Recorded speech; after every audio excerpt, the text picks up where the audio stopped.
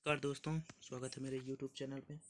तो दोस्तों चलिए आज से स्टार्ट करते हैं एक नई सीरीज जिसके अंतर्गत एनटीए यूजीसी नेट में भूगोल सब्जेक्ट के लिए जो प्रीवियस ईयर पेपर हुए हैं उनको सॉल्व करते हैं, जिसमें दिसंबर 2007 का ये पेपर है। तो चलिए दोस्तों स्टार्ट करते हैं इसे। तो इसमें पहला प्रश्न है, निम्नलिखित में से कौन सा बल अभिनतिक रचना के लिए उत्तरदायी है? तो इसका उत्तर होगा भूपर्पटीय संपीड़न। इसकी व्याख्या है, भूपर्पटीय संपीड़न बल अभिनतिक रचना के लिए उत्तरदायी है जब दो क्षैतिज बल एक ही दिशा में या दो दिशाओं से आमने सामने कार्य करते हैं तो संपीड़न होता है, और संपीड़न के कारण चट्टानों में बलन तथा संबलन पड़ जाते हैं, और जिसके परिणाम स्वरूप अभिनतिक रचना का निर्माण होता है। और पृथ्वी के अंतर्जात बल द्वारा ये जो बल होते हैं, ये बल पृथ्वी के अंतर्जात बल द्वारा उत्पन्न होते हैं, जिनमें ये क्षैतिज संचलन द्वारा भूपटली चट्टानों में संपीड़न की स्थिति उत्पन्न हो जाती है, तो चट्टानों में लहरनुमा मोड़ पड़ जाते हैं। इस तरह के मोड़ों को बलन कहा जाता है। यह एक अंतर्जात प्रक्रिया है। दूसरा प्रश्न देखते हैं, पद स्थली यानी पेडी प्लेन तथा इंसेलबर्ग किस क्षरण चक्र की वृद्धावस्था के लक्षण है? तो इसका उत्तर होगा शुष्क। व्याख्या देखते हैं, पदस्थली पेडी प्लेन तथा इंसेलबर्ग शुष्क क्षरण की चक्र की वृद्धावस्था के लक्षण है। इस प्रकार की भू आकृतियाँ अफ्रीका के अर्धशुष्क तथा सवाना प्रदेशों में मिलती है। खासकर ये डेजर्ट इलाकों में ऐसी वो होती हैं, ऐसी आकृतियाँ मिलती हैं जिसमें हवाओं द्वारा ये इस प्रकार की आकृतियाँ बनती हैं। अगला प्रश्न, निम्नलिखित में से कौन सा शब्द समान प्रक्रियाओं को नहीं दर्शाता? तो इसमें से जो है पटल विरूपण, बलन, आवलन, यह जो है तो अंतर्जात बल द्वारा उत्पन्न बलन एवं उसके हैं। इन बलन है, और बलन के मतलब उदाहरण है और रूप है, लेकिन इसमें जो सी है अपसल्कन जो है तो ये क्षरण का रूप है, तो ये इससे डिफरेंट है। तो इसकी व्याख्या देखते हैं, पटल विरूपण, बलन तथा आवलन शब्द समान प्रक्रियाओं को दर्शाता है। उपयुक्त सभी प्रक्रिया प्लेटों के संचलन तथा संपीड़न द्वारा निर्मित होती है, जबकि अपसल्कन इससे भिन्न क्रिया है। अगला प्रश्न देखते हैं, निम्नलिखित में से किसमें बहाव की दिशा चट्टानों के बनावट के द्वारा नियंत्रित होती है? तो इसका उत्तर होगा अनुवर्ती। अनुवर्ती बहाव की दिशा चट्टानी बनावट के द्वारा नियंत्रित होती है। मतलब जिस दिशा में चट्टान की बनावट जैसी चट्टान की बनावट होगी उसी दिशा में अनुवर्ती बहाव की दिशा निर्धारित होती है। तो और इसका अंक देखते हैं, किसी भी क्षेत्र में सर्वप्रथम अनुवर्ती सरिता का उद्भव होता है। ये सरिता क्षेत्रीय धरातल के प्रारंभिक ढाल के अनुरूप प्रवाहित होती है, अर्थात अनुवर्ती नदियां प्रादेशिक ढाल का अनुसरण करती है। अगला प्रश्न देखते हैं, प्रश्न क्रमांक 5, सूची प्रथम को सूची द्वितीय से सुमेलित कीजिए तथा दिए गए कोड का सही उत्तर कीजिए। तो इसका सूची प्रथम में है वायु क्षरण, तो वायु क्षरण के अंतर्गत देखते हैं, और दूसरा है भूजलीय हास जो होता है, और हिम नदी जमाव और नदी अपर्दन। तो इसका देखते हैं, वायु क्षरण का होगा बरखान। जो बरखान होती है, बरखान जो स्थलाकृतियाँ होती है वह वायु क्षरण के द्वारा उत्पन्न होती है। और दूसरा है भूजलीय हास, जो जिसमें स्टेलेमाइट कहते हैं। और दो प्रकार की प्रोसेस ये निक्षेपित आकृतियां हैं, जिसे स्टेमग्लाइट और स्टेक्लाइट ऐसे कुछ होता है, थोड़ा ऐसे देखते हैं, देख लेंगे। और अगला है हिमनदी जमाव, जिसमें ड्रमलिन और होता है हिमनदी जमाव के अंतर्गत। और चौथा है नदी अपर्दन, जिसमें सम्मिलित मैदान होते हैं। अगला प्रश्न, जलारेख हाइड्रोग्राफ की सहायता से क्या अंकित किया जाता है? तो इसका उत्तर होगा जल निकास। हाइड्रोग्राफ जो होता है जलारेख, इसकी सहायता से जल का निकास का अंकित किया जाता है। तो इसकी व्याख्या देखते हैं, हाइड्रोग्राफ की सहायता से जल निकास अंकित किया जाता है, जबकि वायु दाब मापने के लिए बैरोमीटर का प्रयोग किया जाता है, और वायु की गति मापने के लिए एनीमोमीटर का प्रयोग किया जाता है। अगला प्रश्न देखते हैं, वातावरण में क्लोरोफ्लोरोकार्बन की वृद्धि निम्नलिखित में से संबंध है? तो इसका उत्तर होगा ओजोन ह्रास। वातावरण में क्लोरोफ्लोरोकार्बन की वृद्धि ओजोन ह्रास से संबंध है। क्लोरोफ्लोरोकार्बन कार्बन यौगिक प्रस्थितिकों, रेफ्रिजरेटरों, एरोसोल से प्राप्त होता है। यह वायुमंडल में रेफ्रिजरेटरों, एयर कंडीशनर, स्प्रे और औद्योगिक पदार्थों से निष्कासित होता है। क्लोरोफ्लोरोकार्बन जो मतलब ओजोन हास के लिए ओजोन हास का कारण है। अगला प्रश्न देखते हैं, भूकंप के उद्गम बिंदु को क्या कहते हैं? तो इसका उत्तर होगा सिस्मिक फोकस। इसका व्याख्या देखते हैं, भूकंप के कारण जब धरातल पर कंपन होता है तो उसे प्रघात कहते हैं। भूकंप के मूल उद्गम स्थल की उद्गम केंद्र पर या सिस्मिक केंद्र कहते हैं। केंद्र के ठीक ऊपर भूतल पर स्थित स्थान को भूकंप का अधिकेंद्र कहते हैं। अगला प्रश्न देखते हैं, प्रश्न क्रमांक 9, भूतलीय ताप व्युत्क्रम निम्नलिखित में से संबंधित है? तो इसका उत्तर होगा ऊंचाई बढ़ने के साथ ताप का बढ़ना, ताप का व्युत्क्रम जिसे कहते हैं। व्याख्या, भूतलीय ताप व्युत्क्रम ऊंचाई बढ़ने के साथ ताप के बढ़ने से संबंधित है। सामान्य नियमानुसार क्षोभ मंडल में ऊंचाई के साथ तापमान घटता है, परंतु इस सामान्य ताप पतन के विपरीत कभी कभी कालिक या स्थानीय रूप से ऊंचाई के साथ तापमान बढ़ता जाता है। इसे ऋणात्मक ताप पतन दर की संज्ञा दी जाती है। इस क्रिया के कारण नीचे अपेक्षाकृत ठंडी वायु की परत तथा उसके ऊपर गर्म वायु की परत स्थित हो जाती है। इस दिशा को तापमान का प्रतिलोमन कहा जाता है। अगला प्रश्न देखते हैं, जलवायु वर्गीकरण में बाष्पन बाष्पोत्सर्जन की अवधारणा का उपयोग किसके द्वारा किया गया? तो इसका उत्तर होगा थॉर्नवेट। जलवायु वर्गीकरण में बाष्पन एवं बाष्पोत्सर्जन की अवधारणा का उपयोग थॉर्नवेट द्वारा किया गया था। थॉर्नवेट ने 1931 में अपना वर्गीकरण प्रस्तुत किया। थॉर्नवेट ने अपने वर्गीकरण में जलवायु प्रदेश की सीमाओं का निर्धारण वनस्पति को आधार न मानकर वर्षा तथा संभाव्य बाष्पोत्सर्जन को आधार माना है। बाष्पोत्सर्जन तापीय दक्षता तथा जल के हास्य का सूचकांक है। बाष्पोत्सर्जन का परिकलन औसत मासिक तापमान के आधार पर किया जाता है। अगला प्रश्न, समुद्र तल के सुस्थितिक परिवर्तन किसके द्वारा होता है? तो इसका उत्तर होगा समस्थितिक परिवर्तन।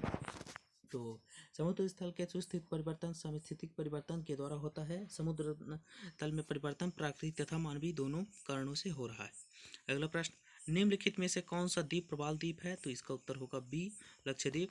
लक्षद्वीप प्रवाल द्वीप है। लक्षद्वीप में कुल द्वीपों की संख्या 36 है। इनके अधिकांश द्वीप कोरल तथा एटॉल हैं। लक्षद्वीप की राजधानी कवारती है। लक्षद्वीप एकमात्र हवाई बेड़ा अगाती द्वीप पर स्थित है। अगला प्रश्न, निम्नलिखित में से किस राज्य में चिपको आंदोलन आरंभ किया गया? इसका उत्तर होगा उत्तराखंड। चिपको आंदोलन उत्तराखंड राज्य में आरंभ किया गया था। यह आंदोलन वृक्ष काटने से रोकने हेतु प्रारंभ किया गया था, जिससे काफी हद तक सफलता प्राप्त हुई थी। अगला प्रश्न, निम्नलिखित में से कौन सा टैगा जीवोम है? इसका उत्तर होगा उपध्रुवी जीवोम। टैगा जीवोम का विस्तार उत्तरी अमेरिका तथा यूरेशिया में शीत महाद्वीपीय अथवा उपध्रुवी जलवायु प्रदेशों में पाया जाता है। यह जीवोम दक्षिणी गोलार्ध में नहीं पाया जाता। यह कोणधारी वृक्ष वनस्पतियों में सबसे प्रभावशाली है। अगला प्रश्न, जिसमें एक को दूसरे से मिलाना है, एक सूची को दूसरी सूची से मिलाना है।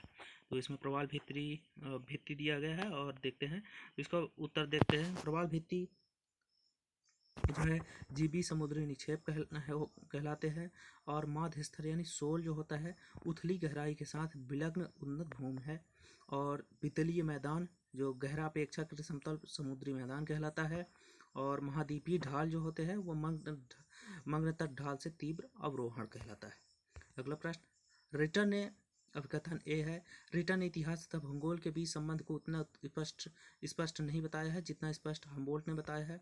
कारण, इमैनुअल कांट इतिहास तथा भूगोल के बीच संबंध को रिटर्न की तुलना में अधिक स्पष्ट ढंग से समझते थे। तो इसका उत्तर होगा बी।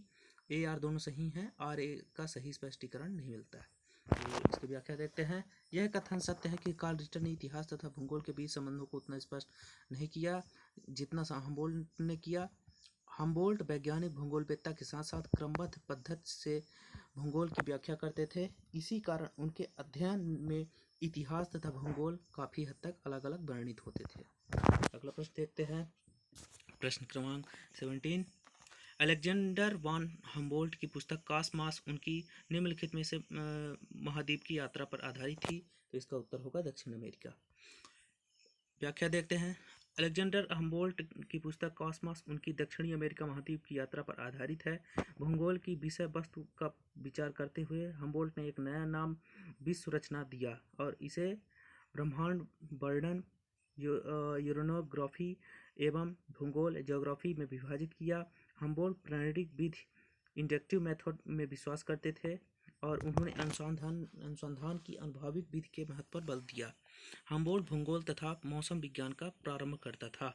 अगला प्रश्न है अब कथन ए, हम्बोल्ट के जर्मनी के अकादमिक क्षेत्र में कोई निकट अनुयायी नहीं थे क्योंकि उनके पास कोई अकादमिक पद नहीं था। और इसका कारण है हम्बोल्ट के सही अनुयायी वैज्ञानिक यात्री थे। तो इसको देखते हैं, इसका उत्तर होगा डी। ए गलत है परंतु आर सही है। अगला प्रश्न देखते हैं, प्रश्न क्रमांक 19। प्रकृति मनुष्य को किसी विशिष्ट मार्ग पर नहीं चलाती है, लेकिन वह अनेक संभावनाएं प्रस्तुत करती है जिसमें मनुष्य को चुनने की स्वतंत्रता होती है। इस कथन का निहितार्थ है, तो इसका उत्तर होगा संभववाद। संभववादी उपागम कहलाता है ये। इसे संभववादी विचारधारा भी कहते हैं। तो इसकी व्याख्या देखते हैं। उपरोक्त कथन का निहितार्थ संभववादी उपागम से संबंधित है। संभववाद की बात सर्वप्रथम फेब्रे महोदय ने, इसका जो होते हैं लुसियन फेब्रे महोदय ने की, बाद में इसको विकसित करने का कार्य विडाल डी लाप्लास ने किया। संभववादी उपागम का विकास मुख्यतः फ्रांस में हुआ, जो मानव की प्रभुता को स्वीकार करती है। अगला प्रश्न देखते हैं, प्रश्न क्रमांक 20। इसमें भूगोलवेत्ताओं के नाम दिया है और उनके देश का नाम दिया है। तो इसका उत्तर होगा अलेक्जेंडर वान हम्बोल्ट जो है तो वो जर्मनी के हैं। एलन चर्चिल सैंपल जो होते हैं, इसी सैंपल जिन्हें कहा जाता है शॉर्ट में, ये यूएसए की हैं। और पीटर हैगेट जो हैं यूके के हैं।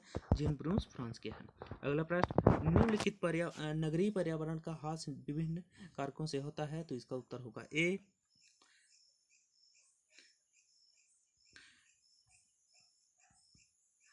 यानी 1, 2, 3 और चौथा इसमें पूरे होंगे।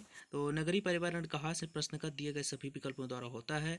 विभिन्न औद्योगिक कल कारखानों से निकला प्रदूषित जल विभिन्न प्रकार की बीमारियों को बढ़ावा दे रहा है।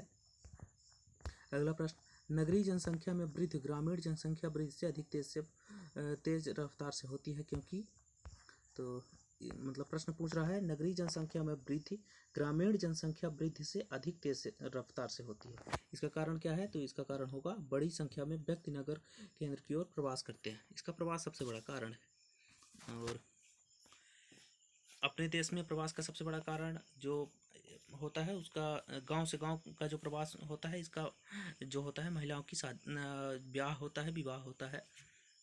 तो इसकी व्याख्या देखते हैं। नगरीय जनसंख्या में वृद्धि ग्रामीण जनसंख्या वृद्धि से अधिक तेज रफ्तार से होती है क्योंकि बड़ी संख्या में व्यक्ति रोजगार, शिक्षा, चिकित्सा तथा अन्य नगरीय सुविधाओं हेतु नगर केंद्रों की ओर प्रवासन करते हैं। अगला प्रश्न, नगरों के वर्गीकरण का सबसे महत्वपूर्ण आधार है। इसका उत्तर होगा जनसंख्या। विश्व के कोई भी दो नगर एक से नहीं है। सभी नगर अपने आकार, प्रकार, बसाव स्थिति, कार्यों आदि की दृष्टि से एक दूसरे से भिन्न है। नगरों के वर्गीकरण का सबसे महत्वपूर्ण आधार जनसंख्या है। इसके अतिरिक्त आकार, स्थिति तथा उनके द्वारा किए गए कार्यों के आधार पर नगरों को विभिन्न वर्गों में विभाजित किया जा सकता है, परंतु एक भूगोलवेत्ता की दृष्टि से नगर का प्रकार सबसे महत्वपूर्ण है क्योंकि इससे नगर की अर्थव्यवस्था तथा उसके आंतरिक पक्ष का ज्ञान होता है। अगला प्रश्न, एक उच्च एवं क्रमशः हास्योन्मुख प्रति हजार से अधिक प्रजननता एवं एक तीव्रता से घटती हुई 15 प्रति हजार से अधिक मृत्यु दर जनसंख्या संक्रमण की विशेषता है। तो इसका उत्तर होगा द्वितीय अवस्था की। तो इसी की व्याख्या देखते हैं। जननांगी संक्रमणता की प्रथम अवस्था में जन्म दर 35 प्रति हजार से अधिक पाई जाती है तथा मृत्यु दर घटती बढ़ती रहती है। जननांगी संक्रमण की द्वितीय अवस्था में जन्म दर जो है वो 35 प्रति हजार के से ऊपर पाई जाती है तथा मृत्यु दर 25,000 से 15 प्रति हजार के मध्य पाई जाती है। और तीसरी अवस्था में जन्म दर 20 प्रति हजार से ऊपर तथा मृत्यु दर 15 प्रति हजार से कम पाई जाती है। और चतुर्थ अवस्था में जन्म दर तथा मृत्यु दर दोनों निम्न पाई जाती है। अगला प्रश्न देखते हैं।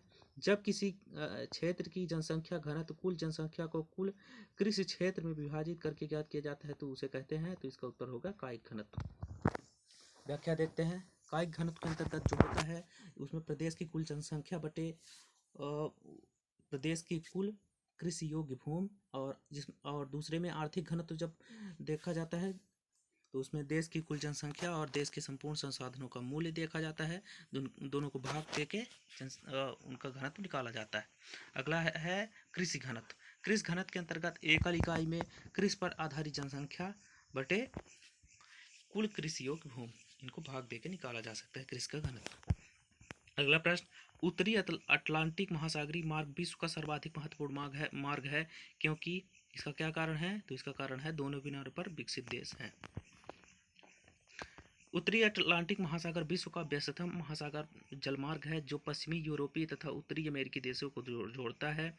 अतः उत्तरी अटलांटिक महासागरीय जलमार्ग के दोनों किनारों पर विकसित देशों की स्थिति के कारण बड़ी मात्रा में व्यापार होता है। पश्चिमी यूरोपीय तथा उत्तरी देशों के किनारे पर गर्म जलधारा के कारण वर्ष भर बंदरगाह भी खुले मिलते हैं। अगला प्रश्न, निम्नलिखित में से कौन बागानी कृषि नहीं है? इसका उत्तर होगा सोयाबीन की कृषि। और इनमें से जो चाय की कृषि है, रबर, लेटेक्स उत्पादन है और कॉफ़ी का उत्पादन, यह बागानी कृषि के अंतर्गत आते हैं। और सोयाबीन जो है तो वो सबसे ज़्यादा उसका उत्पादन आप लोग जानते होंगे मध्य प्रदेश में होता है।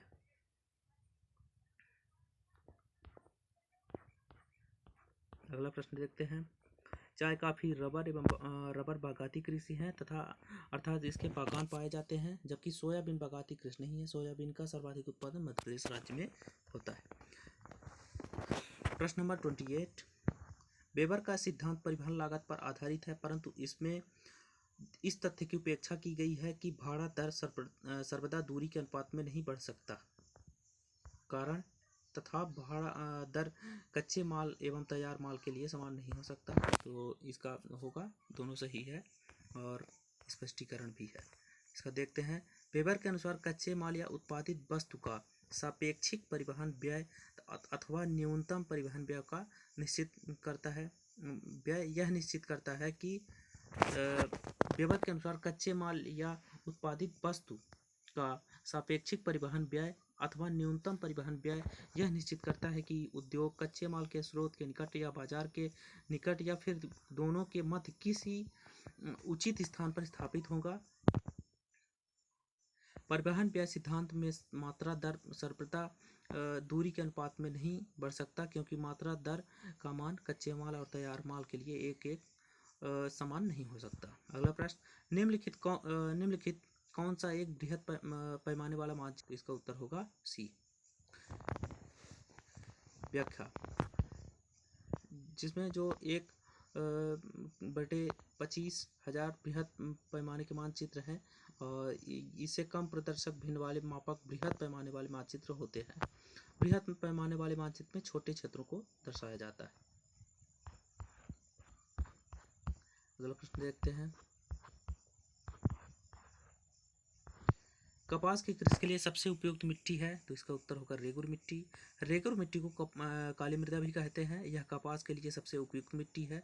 रेगुर मृदा का निर्माण मुख्यतः दक्कन के लावा के अपक्षय से हुआ है। इस मृदा में लोहा, चूना, कैल्शियम, पोटास, एल्युमिनियम और मैग्नीशियम कार्बोनेट की प्रचुरता पाई जाती है, परंतु इनमें नाइट्रोजन, फास्फोरस तथा जैव पदार्थों की कमी पाई जाती है। अगला प्रश्न देखते हैं, अभिकथन ए, तत्काल साफ किए गए वनों की अछूती मिट्टियाँ कॉफ़ी के सर्वोच्च उत्पादन के लिए उत्तरदायी हैं और इसका कारण है कॉफ़ी एक मिट्टी रोचक फसल है। तो इसका उत्तर होगा दोनों सही, पर स्पष्ट इनके व्याख्या नहीं है। तो ये मतलब तत्काल साफ किए गए वनों की अछूती मिट्टियाँ कॉफ़ी के लिए सब मतलब जिनमें अभी कोई उत्पादन नहीं हुआ है, तो उनमें सही बात है, हो जाएगा। कथन एवं कारण दोनों सत्य हैं, लेकिन कथन है ध्यातव्य है कि काफ़ी एक लोकप्रिय पेय पदार्थ है जो कॉफ़ी के पेड़ के भुने हुए बीजों से बनाया जाता है। कॉफ़ी में कैफीन होने के कारण यह हल्के उद्दीपक सा प्रभाव डालती है। अगला प्रश्न, सांस्कृतिक भूदृश्य दर्शाता है? तो इसका होगा पारिस्थितिक कारकों का प्रभाव।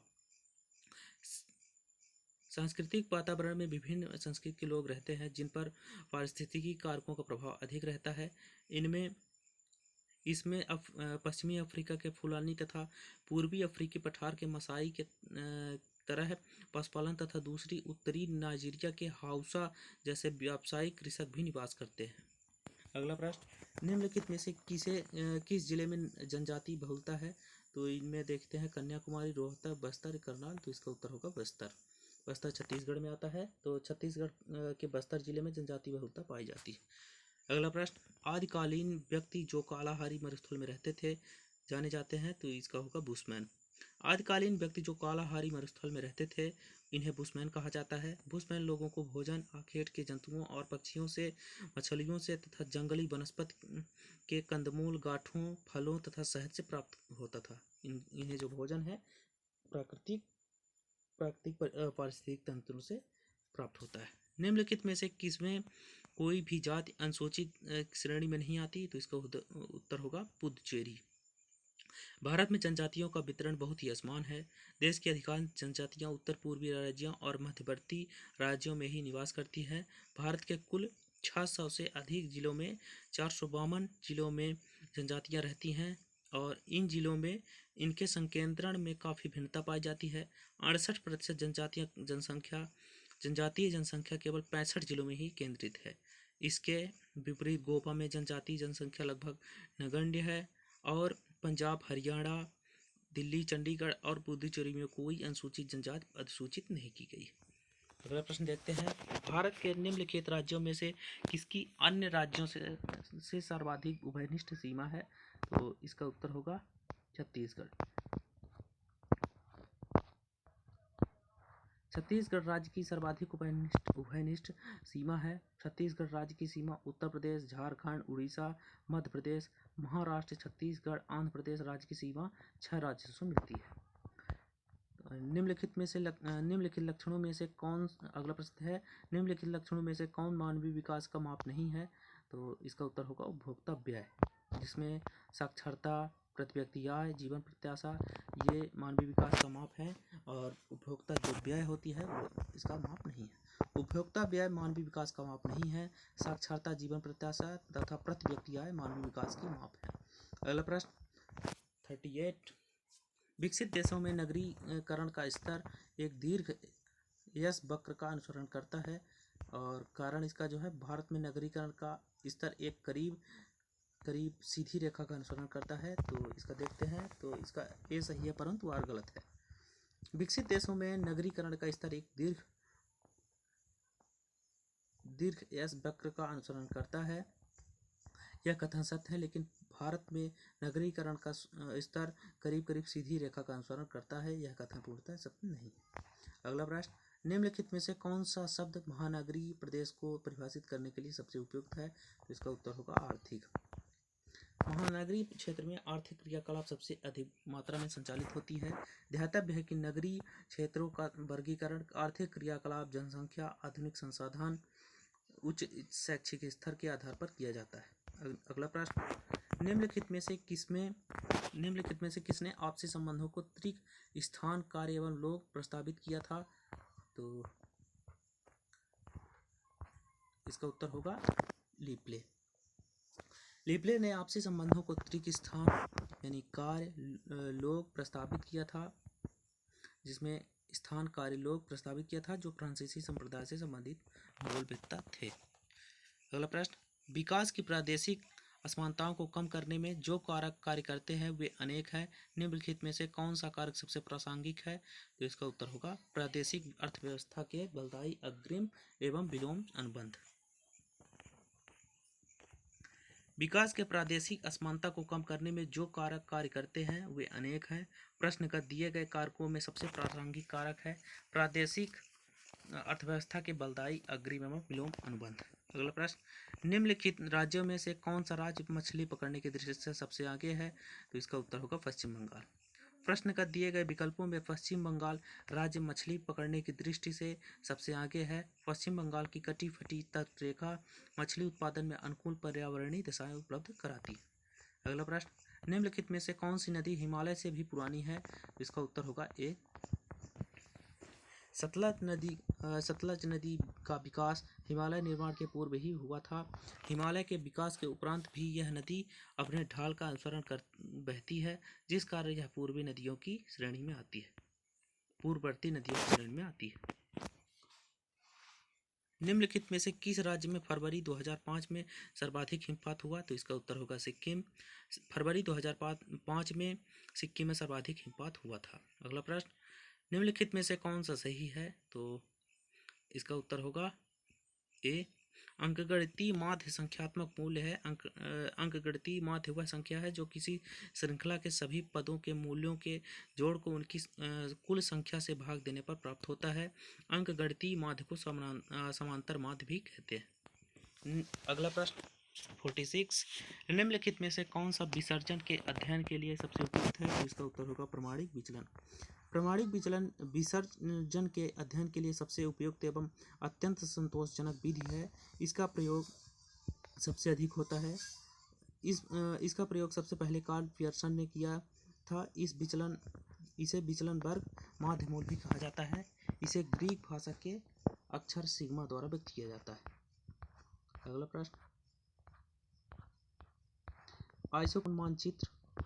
आइसोक्रोन मानचित्र निम्नलिखित को जोड़ने वाली रेखाओं को दर्शाता है। तो इसका उत्तर होगा समयात्रा समय। आइसोक्रोन मानचित्र समयात्रा समय को जोड़ने वाली रेखाओं को दर्शाता है।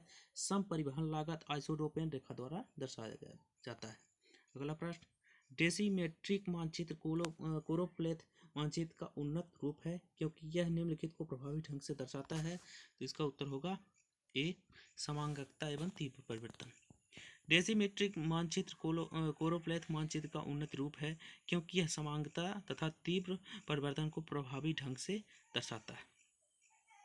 तो ये 48 है और जो 49 से 50 है इसमें अनुच्छेद दिया गया है और इसे पढ़ के हमें उत्तर देना है। तो हालांकि ये अनुच्छेद पहले आते थे, अब कम आते हैं, तो इसको अब देख लीजिएगा दोस्तों। तो दोस्तों आज अगले सेशन या अगले उसमें हम आगे के जो प्रीवियस ईयर पेपर जो हुए हैं उन्हें हम लाएंगे। तो चैनल को प्लीज़ सब्सक्राइब कीजिएगा, शेयर कीजिएगा और लाइक कीजिएगा, करना न भूलें। धन्यवाद।